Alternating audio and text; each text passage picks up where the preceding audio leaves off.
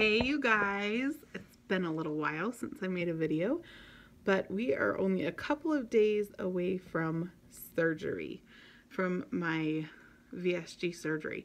So I wanted to give you an update. Excuse my hair. I got in the shower earlier and just let it air dry, so it's a little crazy. Anyway, I have my notes here. Well, my papers from my surgeon. I actually printed them on cardstock so that I could like write on them and not have them be ruined and like really have a good checklist. So my surgery, you guys, tomorrow's Saturday, my surgery is Wednesday. Isn't that crazy? I'm not going to tell you when I'm flying in and flying out and all that stuff because safety, but my surgery is Wednesday. It's crazy. So my surgery is the 31st, which is just... it's like right around the corner and I'm so excited.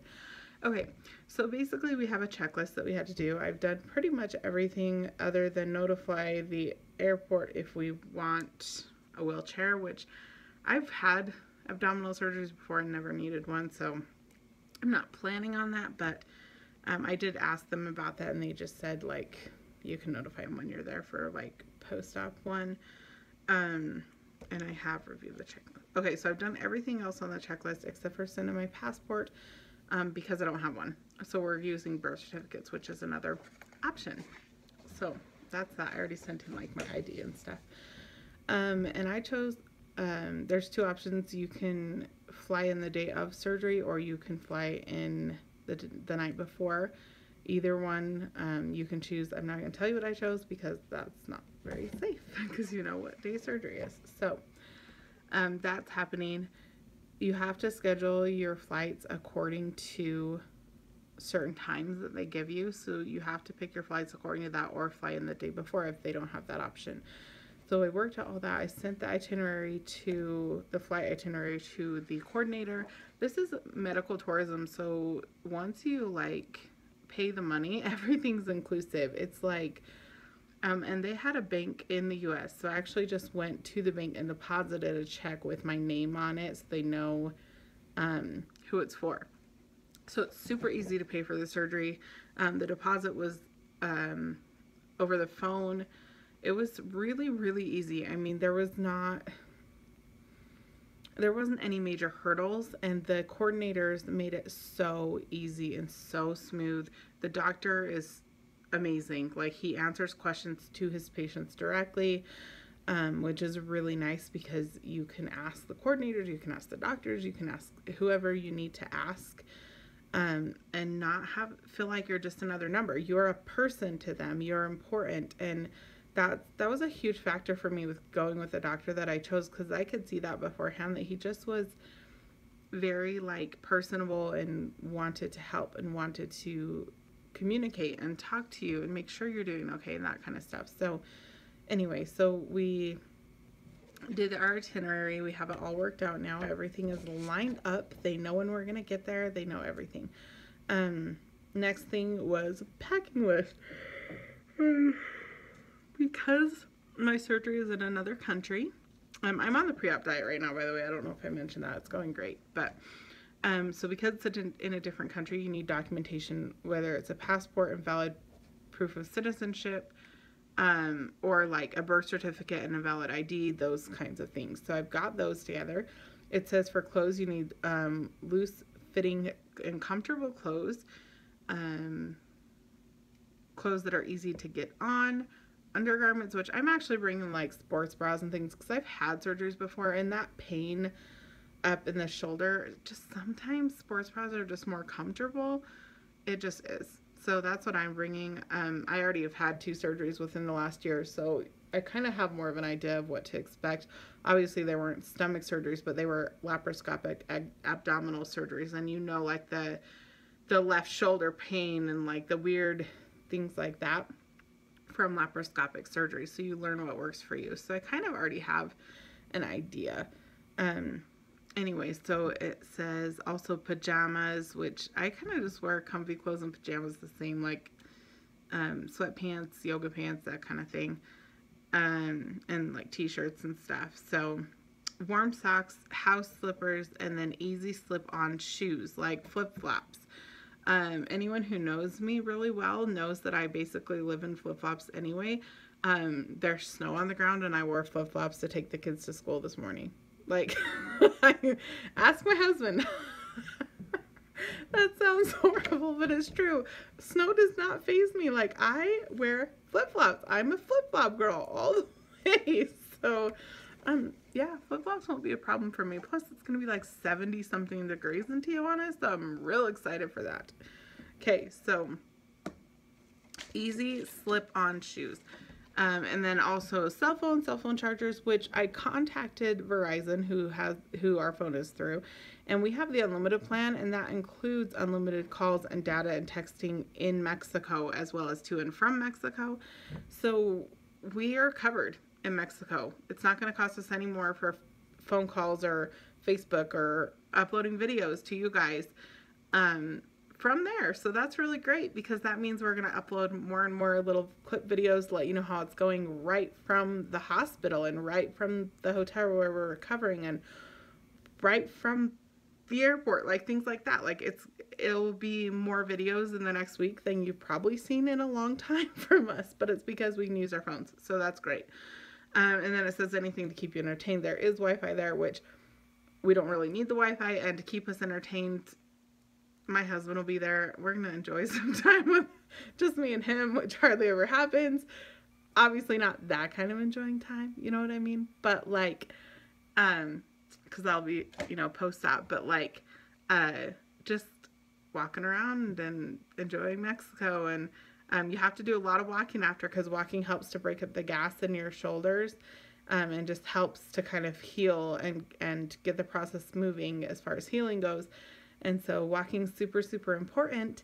So I'm going to enjoy walking. So I'm just spending time with my husband. I don't really need a book or anything to read. And if I do, it's all on my phone. So anyway, enough rambling about that. It says reading glasses, no contacts are allowed during surgery. I don't have either, so I'm good there. A small travel pillow. I have a pillow that I like, but I know when I travel, I don't like pillows. But I might bring just a small one, because sometimes when you're on bumps, like in the car, it helps to hold a pillow against your stomach after you've had surgery.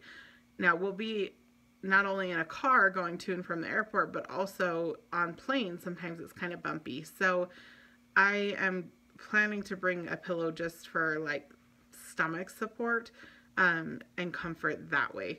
It really helps. After my gallbladder surgery, I had like 5 pillows on me while we were driving home, because we lived up a really bumpy road. So it works. Next thing is a heating pad. I hate heating pads. It says a heating pad. A lot of people swear by them. I really hate heating pads. Like, I always have. I've never used them for recovery from surgery, and I've had quite a few surgeries. All abdominal area surgeries, and I don't like them. So I'm not going to bring one just because it's not my thing, but if it's your thing, take a heating pad. Next thing, 6-foot extension cord for your phones and devices. We both have 10-foot phone charger cords, so we don't need to bring extension cord because we already have one. And I'm kind of worried that the airplane won't let you take an extension cord in a carry-on, because technically I don't think it would be safe. Like, what if you, aren't they worried that people are going to like strangle someone with that or something? I don't know. Like, I don't think it would be technically safe, but, so we're just going to bring our regular charger cords for that. Yeah, I don't think we need a 6-foot extension cord, but whatevs. And I have my husband there that can get up and like get things if I need him to. So Gas X strips, they're sold out everywhere under the sun. But I asked them and they said you can use infant gas straps instead. So I did get 2 bottles of those. I'm only going to bring one with me, but one for at home just in case. They were only like $3. So I was like, it's worth having on hand for $3. And then travel size toothbrush and toothpaste, shampoo, conditioner, gold dial soap, which smells horrible. So I went with a different dial soap. Yeah. Deodorant, hairbrush. And I also did a hairspray because I like my hairspray. Lip balm, prescription medications in original labeled jars. I'm not on any prescription medication right now, so I don't need to bring that. And then a pill crusher if you are on prescriptions and need those. I might still grab one. I didn't grab one, but I might grab one for the post-op medication, but I'm pretty sure it's liquid. I need to ask on that. And then oversized Band-Aids, they're just really large Band-Aids. They're about this big for your incision spots. I did get 2 boxes of those. And then crystallite single packets, which I think are horrible, but I found something super comparable that tastes a lot better at Costco, so I'm going to bring those instead. Powdered chicken broth, I could not find anywhere, and it honestly sounds disgusting, so I probably won't do powdered chicken broth, and we only have a 1.5-ish or 2-hour flight home, so it's not going to be that big of a deal to do that. And you're still in like the clear liquid phase at that point anyway when you're flying home. And then water bottle, I'm not bringing some because you can't bring that big of an item to fly with unless you bought it at the airport, from what I understand. At least that's how it was when we just flew from Montana to Vegas. So I plan to just buy a water bottle at the airport. And then also no food in the mouth or water or any liquid the whole flight or the day of surgery. If you do have to take something, the day of surgery basically is when you need to worry about that stuff. And then there's just a bunch of things like follow the pre-op diet, do everything they tell you to do, instructions, stop taking aspirin, birth control, blood thinners, and vitamin supplements, stop smoking and drinking alcohol, minimum of 2 weeks in advance. They prefer 30 days though. Let's see. Bring all the things instructed by your coordinator, like CPAPs and medications and whatever, which I don't have any of, so I don't have to worry about that. The reason why you do the pre-op diet is your liver. It covers part of your stomach, and it's hard to do the procedure if your liver is inflamed and huge. Oh, my poor baby's coughing. And so it shrinks your liver. Because, what's the reason why? I can't remember what it says. Something about... dang it, now I can't find it. It's like there's something that your liver stores, and I'm trying to find what it is. But it basically helps to shrink your liver. And the pre-op diet is working really, really well. I've been doing it now almost the 2 weeks, and I started at 298 when I started this whole journey. And this morning I was like 281, I think. So it is helping a bit. So that's good. They said that's pretty normal amount of weight to lose pre-op. So that's good. And then it just says to like pre-op to practice, you know, chewing and things like that. Maybe I'll make a separate video on pre-op diet because it's a lot of information. Also, behavioral and lifestyle changes that you have to make in order for surgery. This was hard for me because I love coffee and I love soda. Those are the 2 top things on here. It says discontinue all carbonated beverages. Discontinue all beverages with caffeine. Okay, anyone who knows me, again, knows that I drink a lot of coffee and a lot of soda, typically. I have cut all of that out now. I'm doing so good. But coffee used to be my lifeline. I'm telling you. Like on a night where I got no sleep, I'd drive myself to Starbucks, get an extra shot in my coffee, and a venti iced caramel macchiato with an extra shot. That was my order all the time. My wallet is liking not paying for $6 coffee each day. But yeah, it happened.